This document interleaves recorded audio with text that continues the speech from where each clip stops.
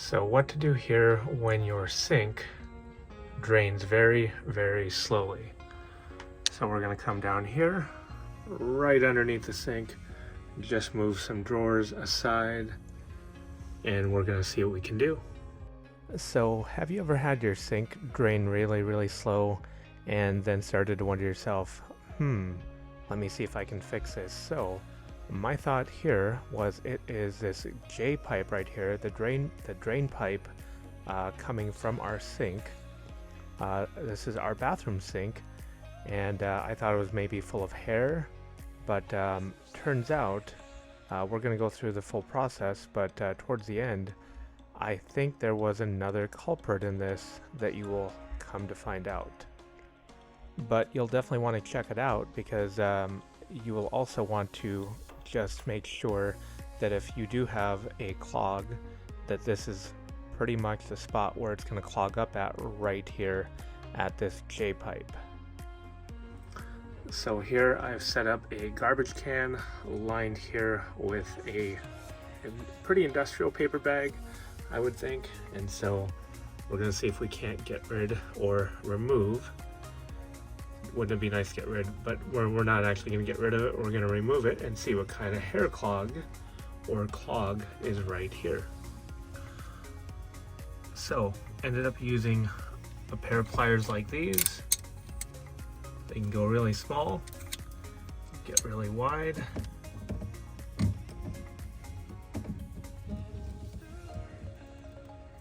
I'm actually turning up counterclockwise.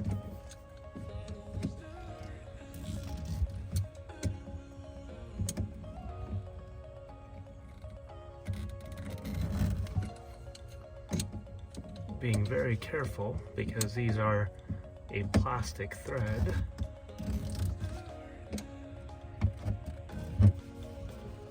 Over here. Close thread. And we've actually got it disconnected from the sink part.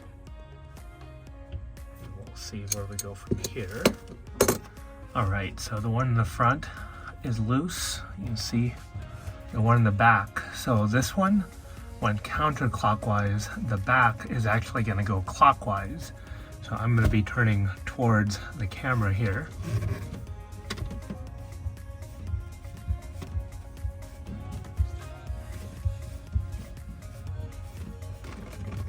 There it goes, starting to drip. That's why we have this lined garbage bag, or lined garbage can liner.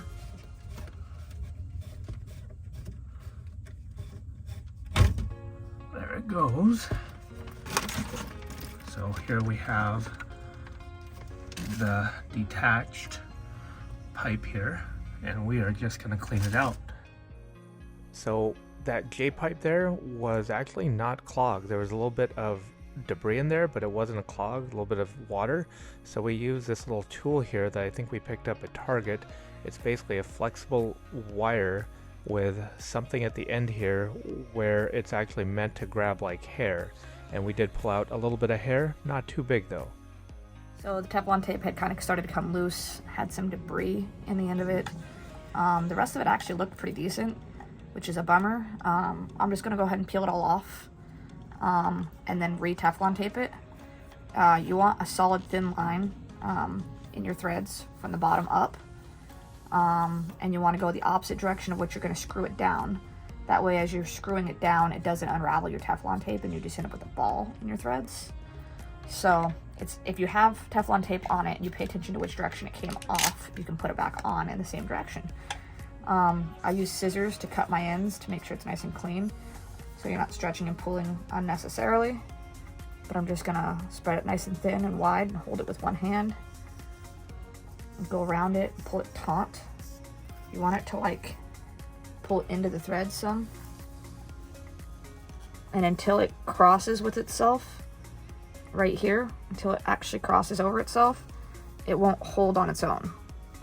You also want to make sure you're keeping it nice and wide and smooth and flat as you're moving. So you have to overlap it a little when you make your first line.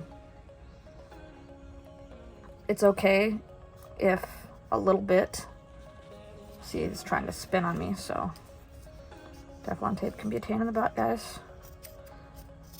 Take your time. I've done it a lot, so making it look easier than it is. But it's okay if this top rip that was like over the in a little bit. And now I'm literally just going to grab a pair of scissors, cut it clean. To where when Dennis threads that back on there, got a nice clean tape. So I'm starting with the Teflon tape. I always start up top, back of the threads, holding it in place, and I'm gonna overlap it a little bit. Want to make sure you're keeping your Teflon tape smooth. You see it's trying to spin on me because I haven't had a chance to hold it and pull it snug it tight yet some. So now that it's secured, I'm able to go around it again. The problem with this is I can't see all of what I'm doing in the back, so you want to make sure you're not bunching up your Teflon. You got to work in a small space like this. It's kind of a pain in the butt to put on. So I got the Teflon on, so now I'm going to slide this into place. So I'll have to move the pipes all around, and I'm going to screw in the back one first. You want to be careful not to cross thread your plastic pipes, so make sure you get things to where they're like they're sitting fairly even, they're junctioning together. They should thread pretty evenly. You shouldn't have to force anything. If it's not wanting to go by hand, with a couple fingers worth of tension before you get it very far, you're not on straight. So don't monkey up your threads. That's the last thing you want to do is have to cut pipe and redo it. So that back pipe, when I removed it clockwise, so this is actually tightening counterclockwise going up. And it's good and snug, so now I'm going to get this front one. And the front one will tighten normally, which will be clockwise. Yep. You'll notice now once you kind of set them centered. Pay attention to your pipes and your threads. You don't want to over tighten things, but you do want them snug. There's a little plastic washer that sits on the top of this one. There's not over here. Basically, look at how it came apart. Watch it with a flashlight. Maybe even record yourself taking it apart. Yeah, to loosen it, I had to use a pair of pliers. But to tighten it up, we're going to do it by hand. And the pliers really is just a leverage thing. After it sits for a while, things get snug. So these are good and tight. We're going to run some water, and that sounds good. It's running right past the trap. I don't know if Dennis is running warm water, but it's definitely not cold. And I don't feel anything like getting hot and sitting, so that's good. I hear the sink drain okay. So I think we're done for the day. Hey, one more thing to look for. I don't know if you can see this. I'm just taking a rag, putting it in here. This is for the sink.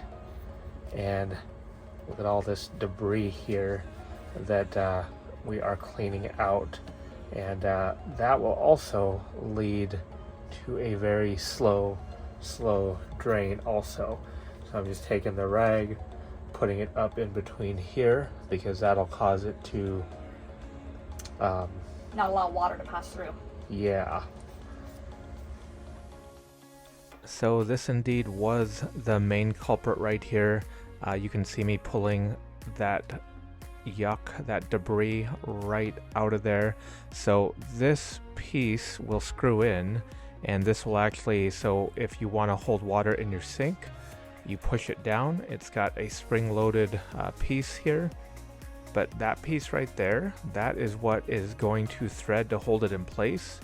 And that you can see there where water runs, it's supposed to run through there, but that was actually clogged up. So I think this was actually the main culprit the whole time, and everything else was just a test of patience. But isn't it how that always goes? Because we took apart the J-pipe, re-Teflon taped it, put the J-pipe back on, and April had taken that little portable snake, grabbed whatever little hair that was there, but not enough to actually cause a clog, and that's what we have here. So I did clean this quite a bit more, and we're just putting it back in place right here. And as you can see, it is actually draining, and draining quite well. So there you go. I think that was the main point of the clog, and not actually the J-pipe. But if you do have a little bit more of a serious clog, it could definitively be the J-pipe. I thought it was that because when I pulled that out, you could actually see the water down below, but again, it's a J-pipe, so you're always going to see that little bit of water. So hopefully this video helped. If it did, please like and subscribe, really helps us out. Thank you very much for watching.